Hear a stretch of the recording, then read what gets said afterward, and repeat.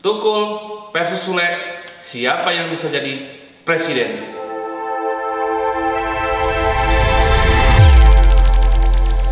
Oke, teman-teman Citra Indonesia, kembali lagi bersama saya Yuki di sini dalam channel Citra Indonesia. Kali ini kita akan pembahasan terkait kalau seandainya ada calon presiden dua kandidat, itu Mas Tukul dan Kang Sule. Ini kita agak sedikit oke nih pembahasan kali ini. Pak Yanto, saya akan sedikit menanyakan Pak Yanto terkait dengan kalau seandainya ada seorang ataupun komedian ataupun orang kaya raya itu seperti Mas Sule dan Kang Sule ataupun Mas Tukul ingin mencalonkan presiden, seperti apa gitu Pak? Saya agak heran kenapa Mas Yuki menanyakan mereka untuk jadi calon presiden, Mas. Karena gini, Pak Yanto, kesumpekan oleh rakyat Indonesia selama ini, kemudian suntuk dengan politisi-politisi seperti ini sekarang, mungkin jadi alternatif gitu Pak. Kalau seandainya seorang Mas Tukul dan Kang Sule untuk mencalonkan seorang menjadi presiden gitu Pak. Oke, baik Mas Yuki. Saya rasa Tukul versus Sule ini menarik kalau kita melihat kesumpekan dunia politik di Indonesia, Mas Yuki.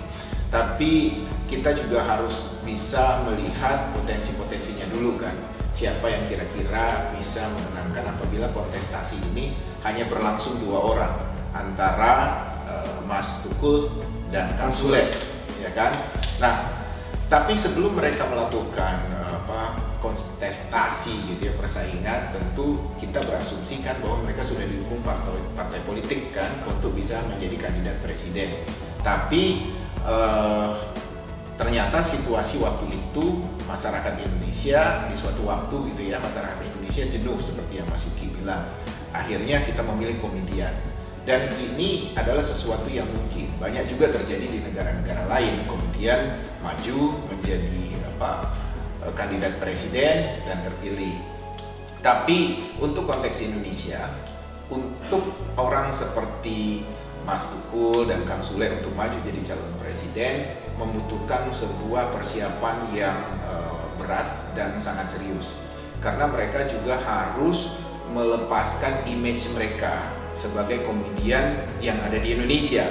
Jangan sampai masyarakat Indonesia ketawa dan menanyakan ini serius atau tidak. Tapi saya pikir dengan kekuatan basis pendukung yang banyak dari masing-masing kandidat ini, mereka akan mendapat sebuah pentas pertarungan politik yang seru, Mas Yuki.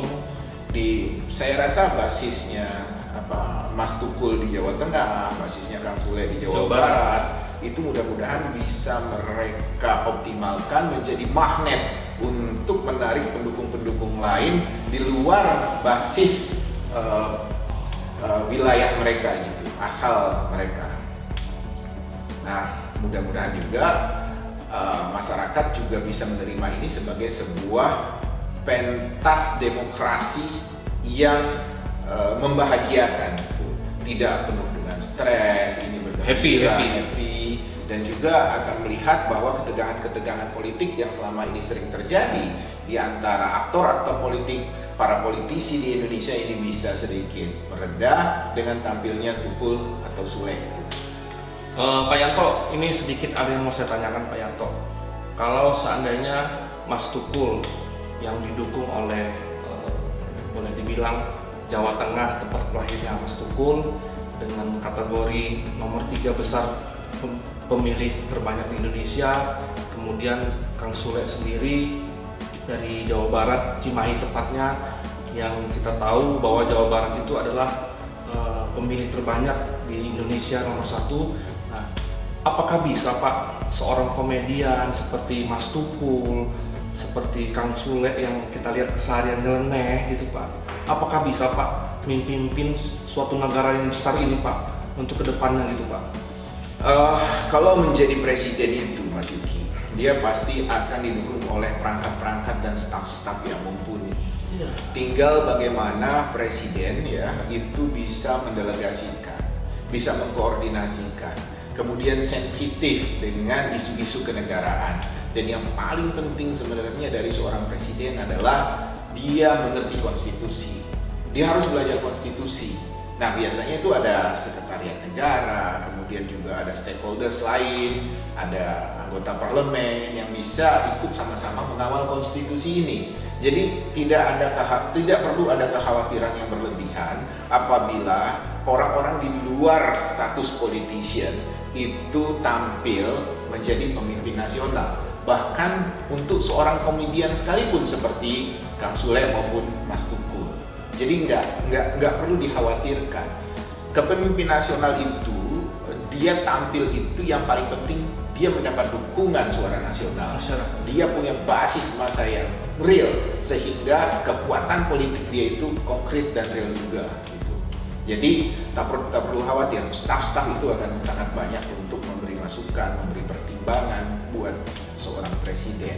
Tapi tentu kan untuk menjadi presiden ada syarat-syarat minimal, dan saya rasa syarat-syarat minimal itu sudah cukup dianggap sudah cukup mampu untuk menjalankan roda pemerintahan dengan melakukan pendelegasian dan semacam itu. Yang pasti gini Pak, seorang yang mencalonkan jadi kepala presiden itu kan didukung oleh parpol. Untuk Kang Sule ataupun Mas Tukul, kalau seandainya didukung oleh salah satu parpol Pak, ini kedepannya menurut Bapak seperti apa Pak? Karena kan ada banyak gesek-gesekan di parpol ataupun gesekan setelah dia menjadi presiden. Kalau sedikit tips Pak dari Bapak Pak, untuk seorang komedian Pak, seperti apa sih Pak untuk mengatasi masalah gitu Pak?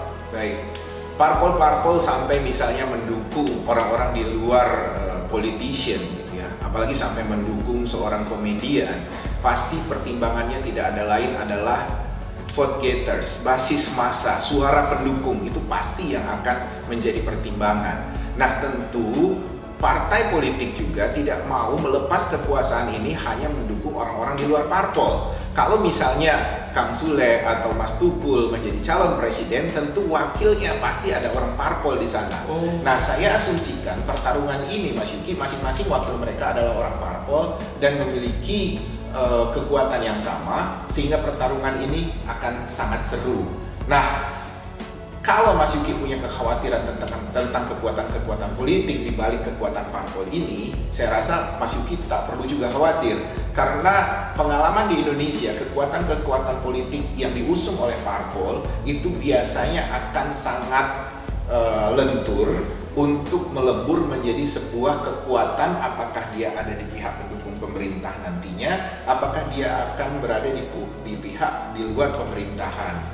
Nah, proses ini akan sangat dinamis dan bagi saya tidak akan mengkhawatirkan dan membahayakan apapun sepanjang masyarakat kita berkehendak, parpol memang memberikan panggung padanya, kemudian semua kita mengawal koridor-koridor konstitusi ini agar jalannya pemerintahan itu memang benar untuk kepentingan dan kesejahteraan masyarakat. Wah, seru nih Pak. Pak, ini sedikit lagi Pak, saya penasaran dengan setelah kejenuhan masyarakat saat ini, sumpek dalam politisi saat ini. Kalau seandainya nih Pak, seorang Mas Tukul ingin menjadi presiden ataupun seorang Kang Sule ingin menjadi presiden Pak, lucu gak sih Pak menurut pandangan Bapak gitu sebagai sosok Indonesia yang besar gitu Pak? Lucu gak gitu Pak menurut Bapak? Bagi saya tidak akan lucu ya. Sekali mereka melakukan kontestasi bahwa Mas Tukul, Kang Sule mau memilih menjadi kandidat presiden, masyarakat pasti akan terjadi perubahan pandangan, akan terjadi perubahan pencitraan pada diri mereka yang tadinya seorang komedian yang dianggap tidak memiliki keseriusan, tidak memiliki tanggung jawab dan kapasitas untuk melakukan tindakan yang berat gitu ya secara politik, tapi nanti masyarakat lama-lama akan melihat. Nah, bagaimana pengemasan pencitraan dari tokoh-tokoh ini yang notabene adalah komedian itu bisa dikemas menjadi sebuah kandidat yang handal dalam menangani isu-isu maupun kasus-kasus politik dan melakukan pendelegasian politik, dan itu akan diformulasikan kemudian dieksekusi oleh konsultan-konsultan politik mereka, Mas. Mungkin lebih rileks kali Pak ya kalau kita memiliki seorang pemimpin yang notabene sebagai komedian ataupun artis yang lucu-lucu, mungkin masyarakat lebih rileks gitu Pak ya. Saya sih mungkin ya, saya berharap seperti itu Mas Yuki. Cuma yang saya mungkin kalau sampai ini terjadi gitu ya, walaupun mungkin orang tertawa ini nggak mungkin lah, kecil kemungkinan, tapi kalau ini sampai terjadi, saya mengharapkan momen itu menjadi proses pembelajaran buat masyarakat untuk lebih serius memeriksa, menggali seorang kandidat presiden, sehingga mereka bisa membandingkan mana yang bagus, apakah Kang Sule, apakah Mas Tukul gitu, sehingga ketika mereka memilih, kesadaran politik itu semakin dewasa, kemudian tanggung jawab memilih itu juga semakin kuat di kalangan masyarakat, karena mereka penasaran, ini siapa sih kok Kang Sule berani nyapres, ini siapa sih Mas Tukul kok berani nyapres gitu. Nah, jadi saya rasa justru ada sisi-sisi positifnya Mas Yuki, yang seperti Mas Yuki bilang, kita bisa lebih relax dan akhirnya kita mau belajar lebih, mau belajar lebih secara politik. Waduh, terima kasih Pak Yanto atas penjelasannya. Saya tertarik sekali nih antara Mas Tukul dan Kang Sule kalau seandainya menjadi calon presiden itu Pak. Terima kasih Pak atas penjelasannya. Sama-sama Mas. Salam sehat Pak Yanto. Salam sehat. Oke teman-teman Citra Indonesia, demikianlah pembahasan tadi dengan Pak Yanto terkait dengan kalau seandainya Mas Tukul versus Kang Sule mencalonkan presiden seperti apa. Tadi sedikit banyak sudah disampaikan oleh Pak Yanto. Jangan lupa teman-teman Citra Indonesia kunjungi website kami di konsultanpolitik.com dan jangan lupa komen, like, and share.